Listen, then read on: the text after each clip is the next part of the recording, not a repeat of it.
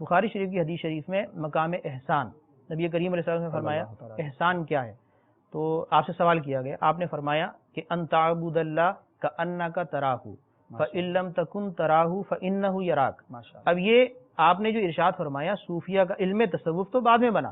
صوفیہ کے نام سے جو لوگ مشہور ہوئے تو بعد میں ہوئے۔ حدیث شریف میں نبی کریم علیہ السلام نے احسان کی جو تعلیم دی سب مسلمانوں کے دی، صحابہ کرام کے واسطے وسیلے سے سب کو، اور یہ پیغام رہتی دنیا تک کے لیے ہے، سب مسلمانوں کے لیے، تو یہ ہمارے لیے بھی ہے۔ وہ کیا ہے کہ تو اپنے رب کی عبادت ایسے کر گویا کہ تو اسے دیکھ رہا، اگر تو اسے نہیں دیکھتا تو یہ تو یقین رکھ، اور اسی تصور میں اور اسی دھیان میں عبادت کی تکمیل ہو، پوری عبادت کی جائے کہ وہ تجھے دیکھ رہا ہے۔ تو آج تک ہم نے نمازیں جو پڑھی ہیں اور جیسی پڑھی وہ ہم جانتے ہیں، تو یہ نیت کی جائے کہ ہم نے نماز کے اندر ایسا خشوع و خضوع حاصل کرنا ہے کہ میرا دھیان باری تعالیٰ کی طرف لگا رہے گا۔ آپ کوئی سوال پوچھ لے کہ آپ کا دھیان کیسے لگے گا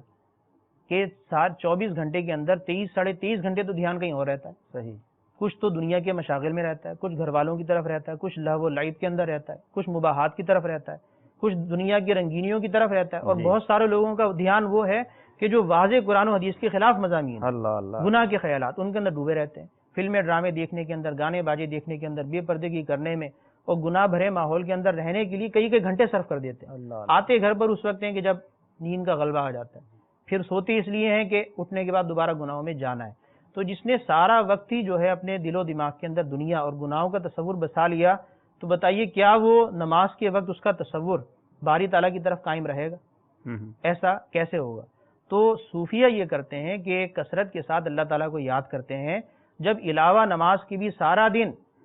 سال کے 365 دن، پوری زندگی، پوری عمر، سارے ماہ ان کا تصور اللہ، ان کی توجہ اللہ قائم رہتی ہے اور اللہ کو بکثرت یاد کرتے ہیں، تو نماز میں بھی ان کا دھیان بٹتا نہیں۔ اللہ کرے کہ ایسی اچھی نیتیں کرنے میں ہم کامیاب ہو جائیں۔